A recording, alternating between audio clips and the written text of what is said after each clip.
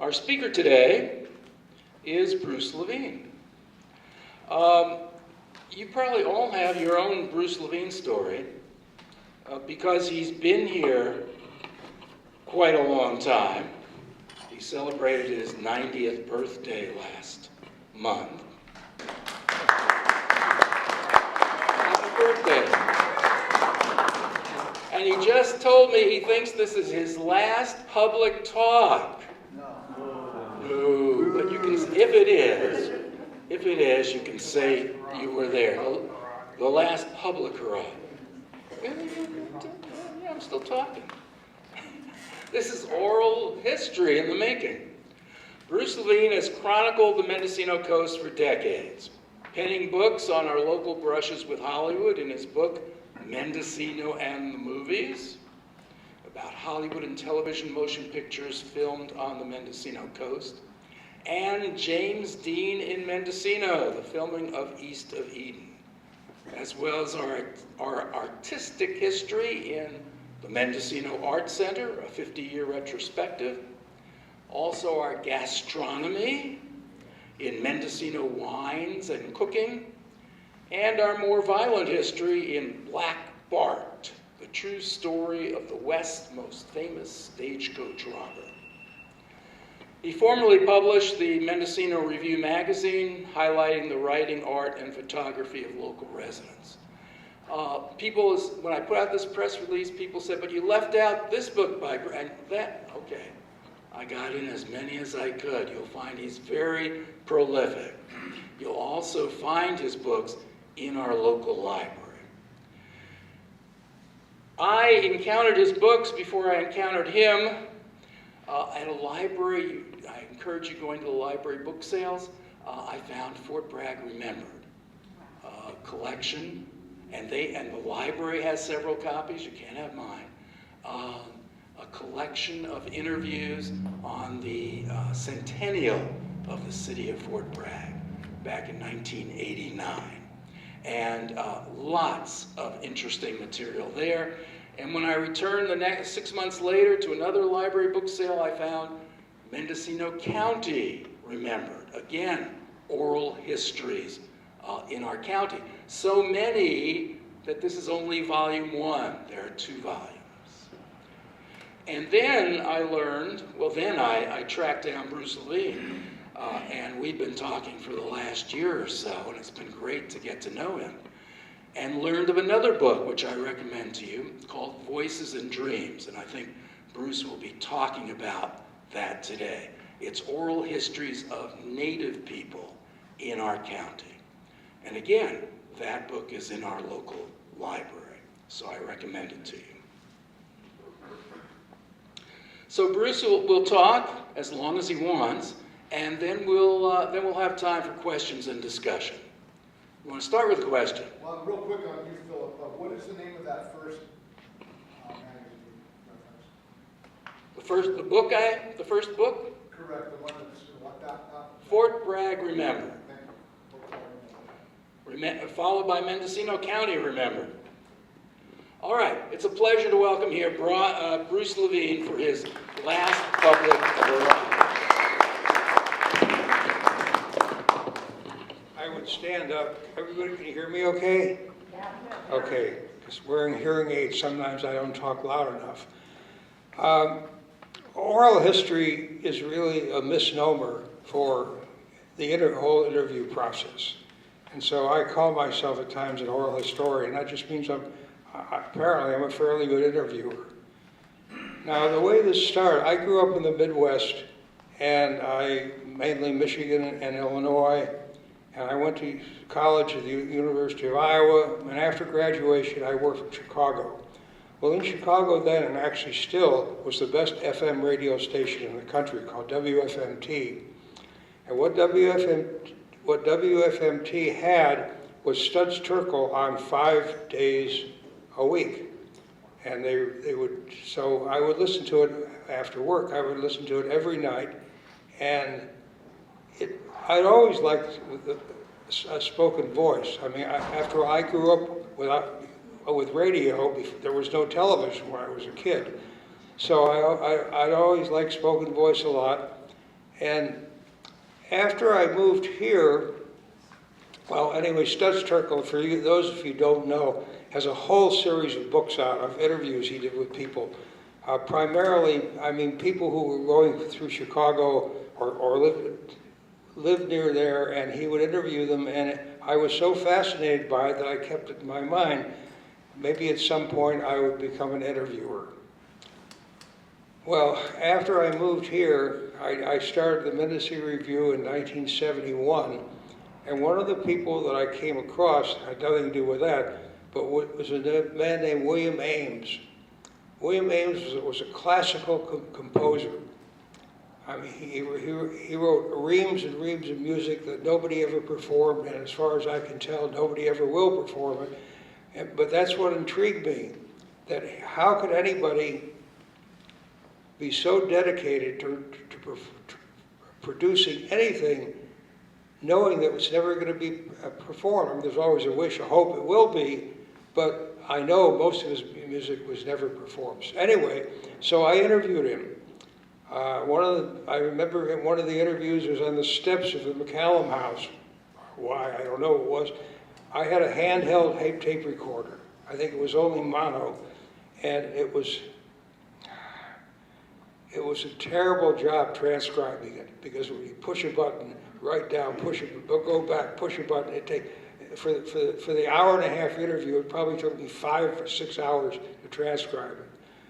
Anyway, we got it done. I put a book out, 48-page book out, which I was looking at this morning, and actually I was both intrigued and surprised because I appreciated it so much. It's still a good read, and visually it's a good production. Now we had then Mendo, which still exists, Mendolitho. And it was printed by Mendolitho. Mervyn Gilbert did the layout, the whole thing. And anyway, so this was in the 70s, between, say, 1970 and I don't know, maybe 74. I realized the bicentennial was coming. And I came up with the idea to do an interview project with old-timers to celebrate Mendocino County's bicentennial. The requirement was they be born or came here very young and were over 80. So I talked to county government and the County Historical Society and various other agencies to support it, and the county.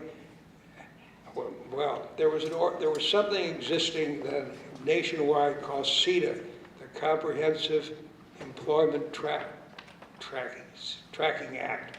There were federal funds that were given out to do various goodwill projects, and the director of it here thought that my idea was so good that he got approval to fund this project.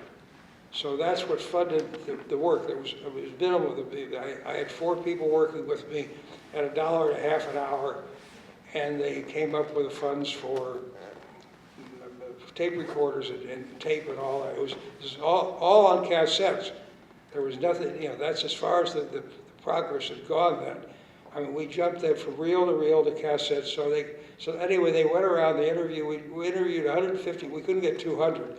I think we interviewed 150 people altogether, and then put it together, and finally it came out in 2 volumes under the auspices of the County Historical Society. And that was in 74 and 75, so it got out in time for the bicentennial. Now, Philip just showed you a copy of Mendocino County. Actually, I think you've got volume 2 here. The original, the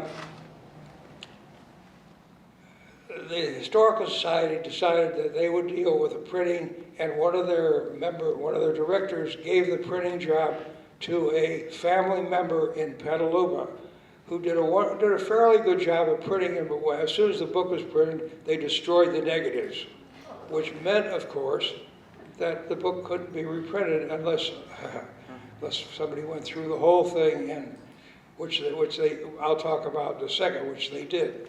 The original books were lined up. Volume 1 had a photograph of a couple and their baby in of a stroller. Volume 2 had a photograph of old timers and a whole family. Oh, it was said intentionally I did that. Okay. So I had nothing but I hate to say this now after all these years, but I'm going to anyway. I had nothing but trouble with the County Historical Society. They were a group of people, as far as I'm concerned, who, because I was from the coast, had no right to do this sort of project, except they weren't going to do it themselves. But that's how it works. When the project was over, the CETA office asked them if they wanted any money for more interviews. They said no. Okay, so they went ahead later on and reprinted Volume 1. Somebody typed it. Now, this sort of project, because it was so long, and it was printed 8.5 by 11, it required 2 columns. You couldn't have 1 column going across because the way the bind works.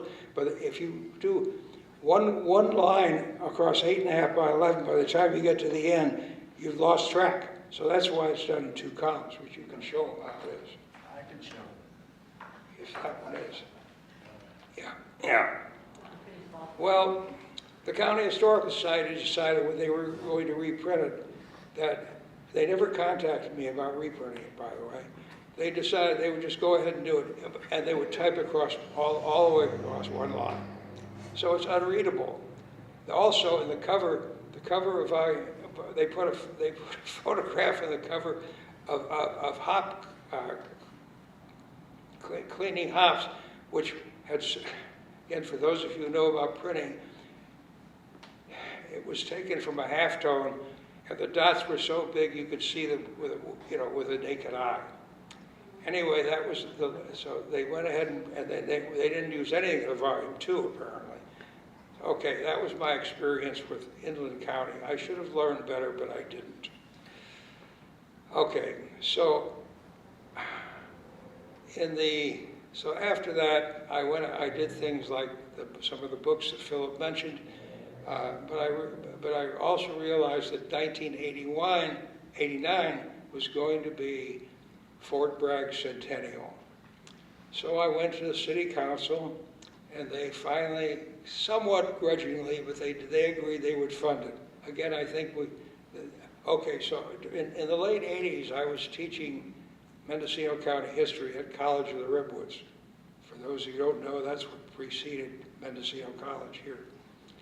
So, and one of the things that I did, because the college required a final exam, I told people they could take an exam, which I'd make up in 5 minutes. It was meaningless. Or they could do an interview. Well, I don't remember who it was anymore, although it's probably in the book. One of the kids, if you like, who took the course, did an interview that I ended up using in the book. Now, also, one of the people there who took the course said to me, this was like in the, I don't know, must have been mid-80s. If you ever do another oral history, let me know. Well, when I decided to do the city oral history, that was Sally Michaels. And we got, so the Fort Bragg City Council came up with funds to do this, and we did the project. It was a wonderful project because, again, the requirement, people had to be over 80, and there was some if you read through it, it's of the whole of these 2, that's probably my favorite. However, the Fort Bragg City Council decided, now remember, I was in business then, so the only way I could really make any money at all from it was to distribute the book. The Fort Bragg City Council decided they weren't going to let me distribute the book. They were going to let whatever the bookstore over town. I remember the name of the bookstore, Nick? Where? In town here, whatever his name was. No.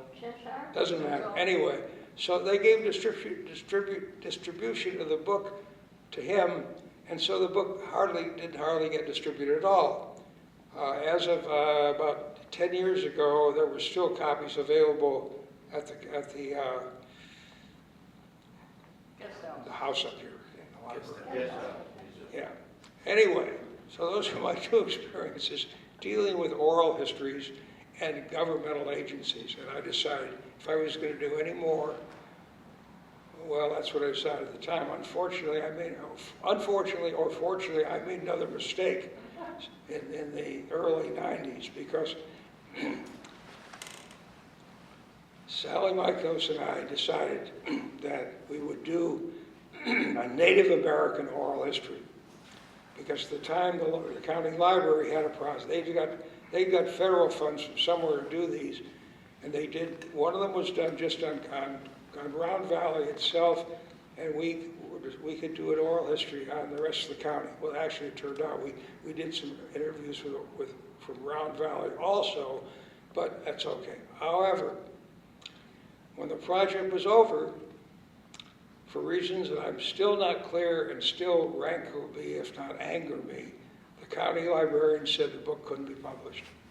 It was called Voices and Dreams. It's 51 interviews with Native Americans, and it was never published.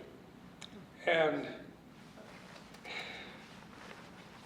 if you create, no matter what it's in, what field it's in, literature, history, music, whatever, you don't like to do projects and not finish them. So this was finished in '91, and ever since then it's been sitting on my computer. And the county library. So I told the county librarian I was going to reprint it. I was informed in writing that if I did, I would be sued for copyright infringement. Well, I mean, at the time, I certainly wasn't going to do that. My lovely wife, I don't think would have allowed me to get in and go to federal court. That's where it would have to be. Whether they would have sued me or not, I don't know, but I wasn't going to take the risk. So it's been sitting in abeyance ever since. They demanded that I return all the transcripts, original transcripts, and the tapes, the cassette tapes, to the county. The county very nicely put them in the basement of the county library in Ukiah. And at some point, they were transferred to the County Museum in Willits, and I'm told a good number of the tapes are unreadable now because they've been destroyed by staying in a damp climate.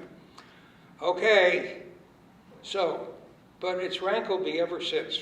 That's like 30 years. And so I've decided now that I'm going to reprint, or not reprint, actually publish the book, but I haven't decided how to do it without dealing with the possible copyright problems. I don't think there would be a problem, but what I'm going to do at some point in the very near future is print 52 copies, give them to distribute them to the interviewees or their heirs, and that'll get me off the hook because I don't like to leave projects unfinished. Okay, so oral history. It's just a fancy term for an interviewer. Now, Philip had asked me earlier if I'd given any thought to reflections on what an interview. Who are you reading or listening to? The interviewee or the interviewer? Well, to do any of you could do an oral history project. All you have to do is decide who you want to interview, and you go do it. Dina Zarlin, who used to teach for many years at the middle school in Mendocino, she did a school oral history project with old timers. It's never been published, but it's in the archives of Kelly House. So Philip asked me, how do you determine what you're going to do? I said, what you do is you know the question you're going to answer while the person is answering the last question. Now, that might sound a little tricky, but it's like any other skill you get used to doing it. I mean, you ask me a question, and you're answering a question that I've asked you, but I already know what the next question is going to be, unless it gets diverted, of course. So, questions for you. Questions for the audience. Anybody want to start an oral history project? These days you can get wonderful audio equipment for like under $100, which used to cost $400, 20 years ago. And you just go do it. There are also transcription problems or programs, which are, they're a little dicey, but some of them will get up to about 80 or 85% accuracy, and that's pretty good. It used to take about 3 hours to transcribe every hour on tape. It made it pretty cumbersome. So anybody want to start an oral history project? I guess not. Yes. Any questions? I may not be able to hear you, that's the problem. Mark? I'm interested in doing the oral history of the Albion Harbor, and I've identified maybe 4 informants. Do you have any suggestions on Did you that? get it? No. Okay. Would you repeat that, please? Come on up here, Mark. That's not Mark. It's okay. Would you repeat your question, please? The question, just if there's any suggestions on making an oral history of the Albion Harbor. Albion Harbor? Is that a good spot for an oral history? Yes. Well, Albion would be a good place for oral history because of the people who live on Albion Ridge. You know, Albion itself, the harbor, not much to interview. But the people who live up the ridge, and in towns too, for that matter, you know, that'd be a good oral history project, sure. And the communes that were there? Albion Nation. Albion, right, the Albion Nation, right. Is that the commune that was at the top of the Ridge Road? Albion Nation? No, there were many comments. There were many. At the top of that very. That was Table Mountain. Okay, gotcha. Sure. Somebody told me. Turned by away by somebody, well. Now, Mark. So I'm not sure if I got Louder, it right. Mark. So so it was copyrighted by the Mendocino Historical Society because they paid for that? Is that why they had the copyright on that? No, all right. Here's how it works with the copyright. I'm not a lawyer, so I can only tell you a little bit about the copyright law. If you hire me to do anything, okay, and it's work for hire, and it's published, you may own the product, but as the creator, I own the copyright. That's how it works. That doesn't mean I can go ahead and publish it, but the actual copyright is owned by the creator.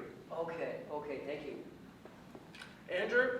Right, well, I was gonna ask you about that issue too, although it's kind of a sideline. Why don't you stand and Oh, speak sorry. loud? I was going to ask you about this copyright thing too, Bruce.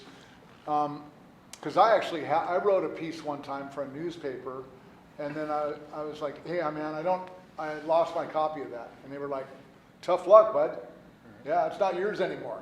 So like I've experienced that myself. But I was wondering, but you wrote the book, and then the County Historical Society forbade you from publishing, or they said they would sue you.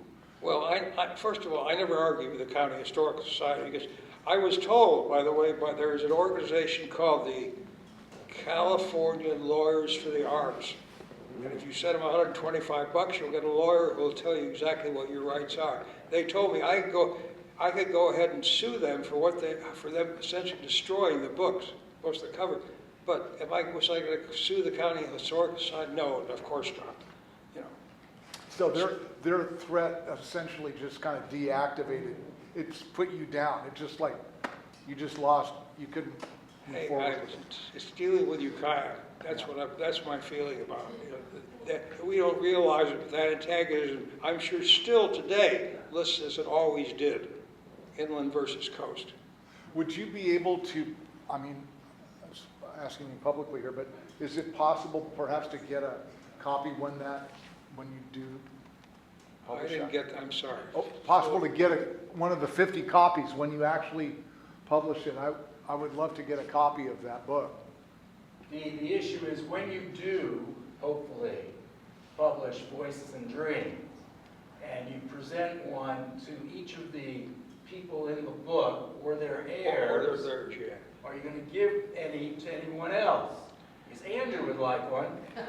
You know, I like one. that's the problem. Everyone would like one, but you got to realize that the 52 copies that I'm going to give away, I feel is a moral obligation on my part. I have felt for 30 years that even though I was not responsible for it, I have ripped the Indians off. That's not, just like so many other white men, not like C.R. Johnson, but certainly I'd ripped them off because I'd promised them copies of the book. People in Mendocino County Remembered, they each got a copy of the book. Fort Bragg Remembered, in fact, there's a photograph in the back of that, at the end of it, in order to, no, not, it's in yours. I think it's, yeah. In order, after the book was published, we all had a meeting somewhere, and there's one person in there who had their head down when the photograph was taken. So I don't know who, I will never know who it was. Not that it matters. So the people. Those are the interviewees, and those that could grab all of them, couldn't, but most yeah. Cliff, I'm wondering if you could share with us one or two of the interview, I guess, what moved you about the interviews that you did for Voices and Dreams. what really struck you as the most interesting moments of the interviews from Voices and Dreams? That's a hard one. Yeah. That's a very hard one. I'll tell you an interview for the two projects. The first was, well, I'll do the second first. When the bandmaster for Fort Bragg Schools was named Harry Burroughs. If you go out Airport Road, north of town, you'll see on the left is something called Burroughs Low. That's where he lived. Anyway, that must be where I interviewed him too. He was the bandmaster of the Fort Bragg High School, whatever, when the Golden Gate Bridge opened, and which was a big event, 1937 or 38. They went down and the band marched across the bridge. The other interview that's always stuck in my mind, it was actually someone named Nick. It's from the other project. His name was Babe Barnwell. He had been born in Branscombe. Branscombe, for those of you who don't know, the Branscombe Road is Westport east to east. Yeah. And he was born there, and he wanted to be a violinist.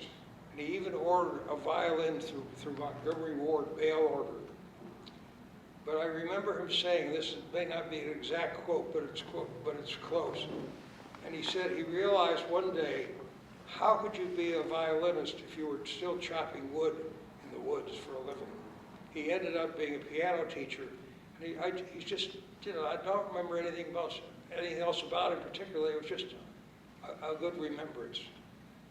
As far as Voices and Dreams, I have not looked at those interviews at all since the time. I'm going to have to soon because I'm going to have to lay it out to do a book for.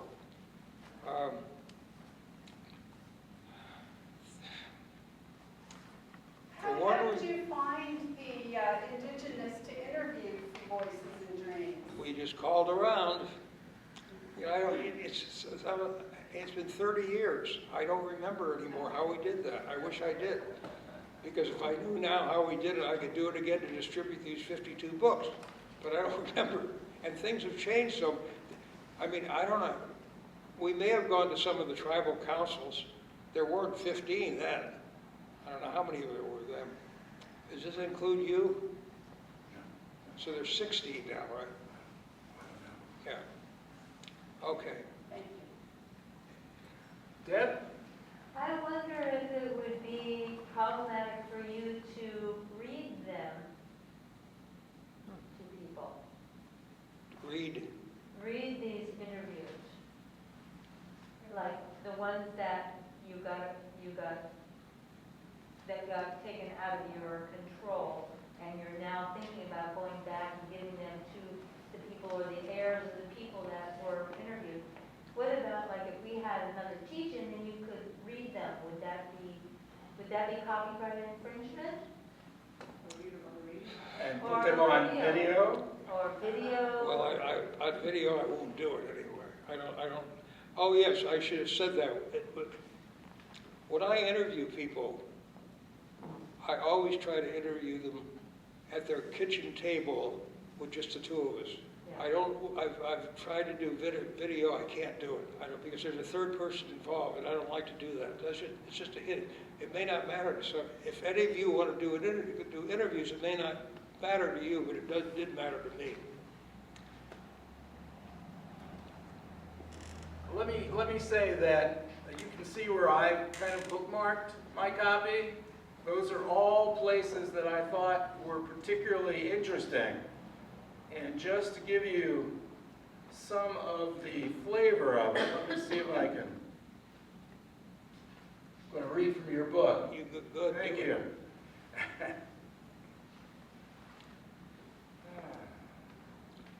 By the way, while you're looking up, Yes. that brings up actually a rather interesting question, what you asked, because if one wanted to do, say, an audio book of this now, of any of these, I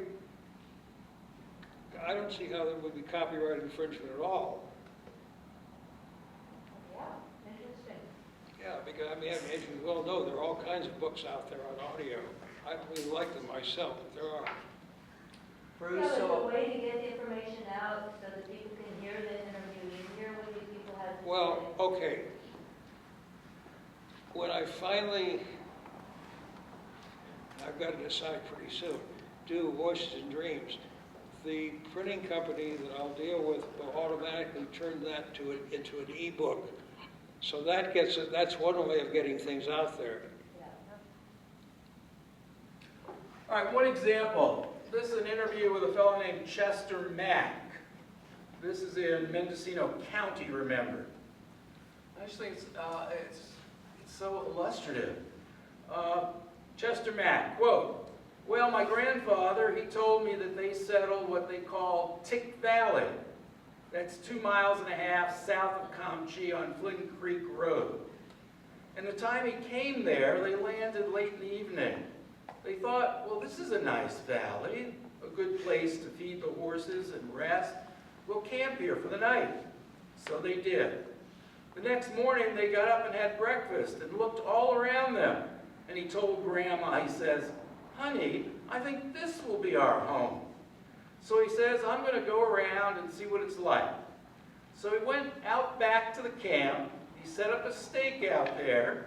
He walked east so far by a mound of rocks. He walked south a half a mile beyond the rocks. He walked west a half a mile, another bundle of rocks. He walked north a half a mile, another bundle of rocks. He came around 160 acres of land. That's the way they surveyed in those days. He picked out what he wanted, a nice big valley, and a lot of timber on it also, lots of wild game. And he decided that he was home. So he looked it all over and talked about it. That's how the settlers settled. But then it's so ironic. The next paragraph, this again, Chester Mack. Later in the afternoon, he saw a bunch of Indians coming across. "Well, now," he said, "we'd better be careful." He didn't know what they were into.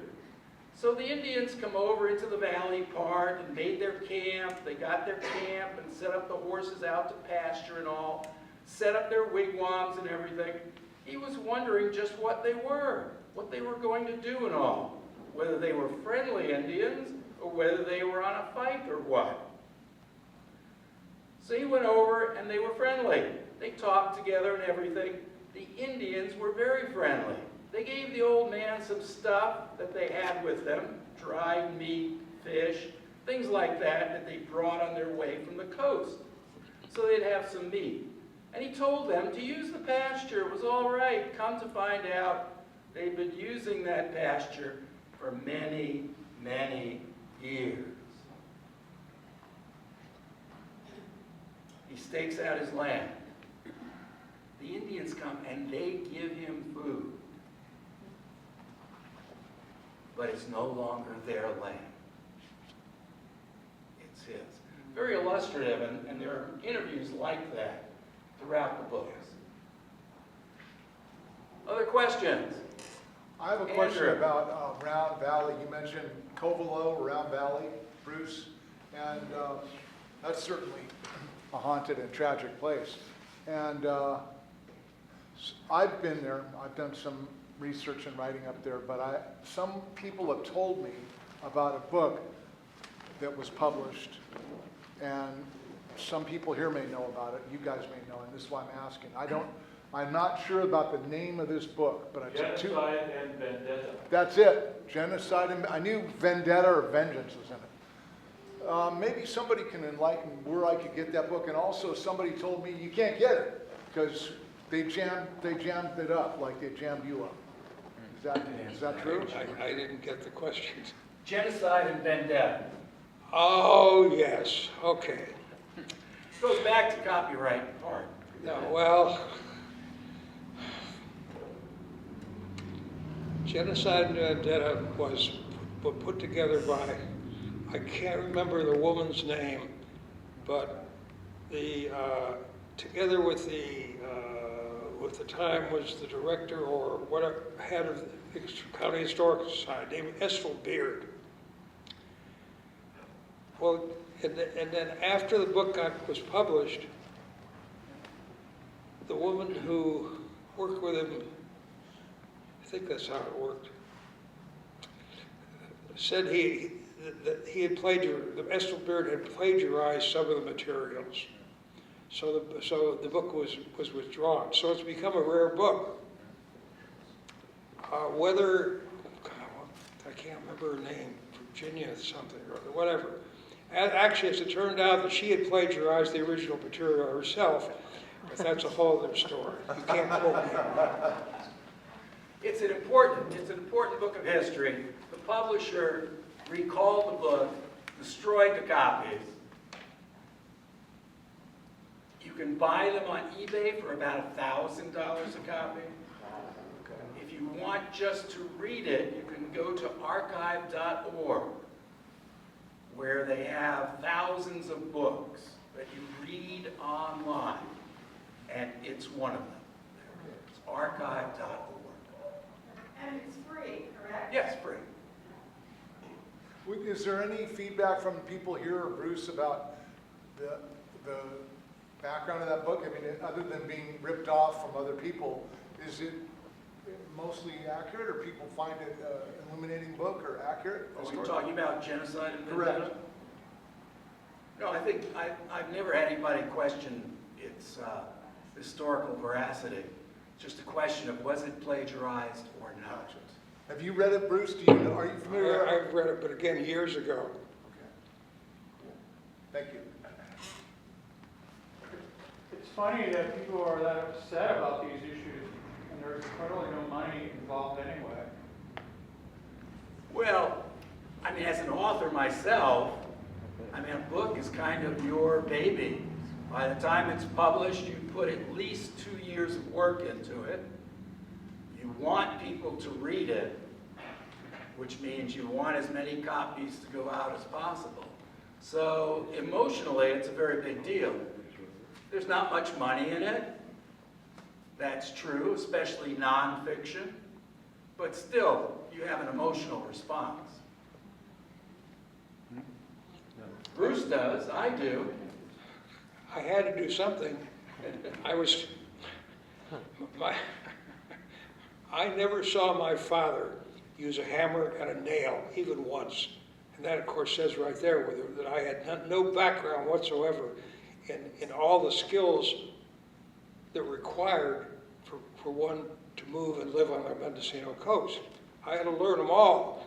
Well, I wasn't very good at any of those skills, so I had to do something, and I wasn't as ingenious as Nick was to make it, although he never made any real money from it, any photography, but we got by.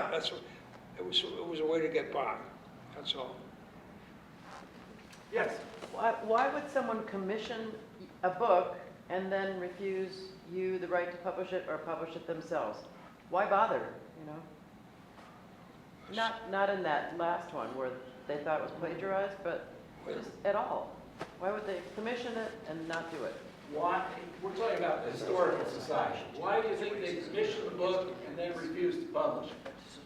Now, wait a minute, which book are we talking I about? think we're talking about Voices and Dreams. No, I'm not. I'm Voices not. and Dreams? No, I'm talking about the other things that you've done. Well, Black Bart sold out, and I don't remember how many copies we did, maybe Yeah. 500, maybe 1,000, I don't know. Uh-huh. It did reasonably well. Look, living here as I did, there was a decision to make, how much I wanted to deal with the real world.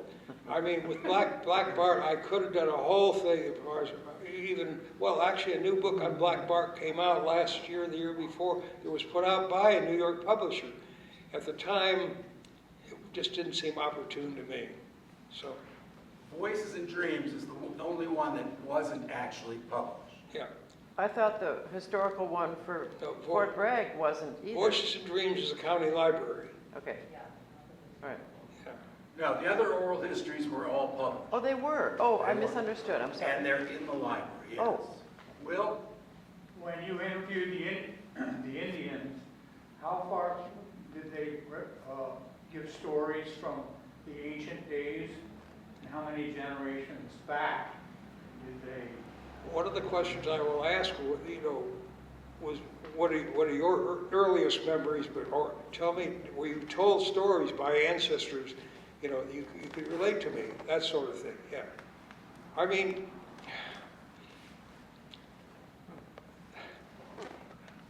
I don't think the job of an interviewer is to censor anything, unless it's unless it's blatantly offensive or possibly libelous.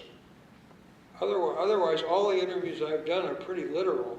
The only change I've made is I don't think readers like question answer in books form. So all the interviews I've done have been put in linear forms. Usually. I think you're asking how far back the stories go. And since they were occurring in the third quarter of the 20th century, they go as far back usually as 1900. Yeah. Sometime 1890. It's like when I made up a question list for, I think I made it up for Mendocino County Remembered. Well, interviewing people then, one of the questions was, do you remember World War I? Well, obviously, you're not going to use that later on because nobody would be alive to remember World War I. Questions? We'll take two more questions if you got them. That fellow there who I recognize. Bruce, what, of all the publications you've made, do you have one that is your favorite? What's your favorite book you've done? Okay.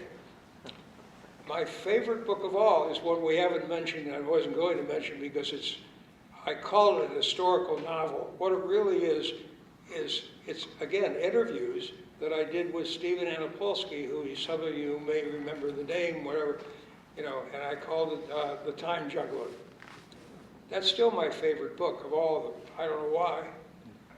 Mainly because that was the time that I was living through also. Yeah. So it made sense. Another book that I'm very extremely fond of was a book about Dora Bothwell, the artist. That too is based on on interviews that I did with her. Thank you. Gabe? Yeah, well, first of all, thank you, Bruce, for taking the time to talk to us today. Yeah, thanks for taking the time to talk to us today. My question is specifically about the Mendocino County Remembered series. I found that book in my parents' bookshelf about 20 years ago, and I've referred to it over the years. And I'm wondering, are there any lessons in those interviews that you hope that future generations might take away from those interviews?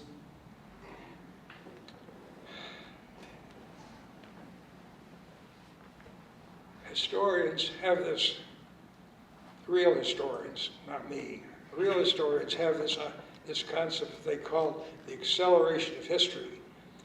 And everybody knows Einstein disputed it. No, time could not be increased. Time goes at a steady rate. How could it not? But the problem now is that we have been deluged with so much data that nobody has time to go back and look at all this. Or even if they do, they can't absorb it well enough so it makes any sense in their lives.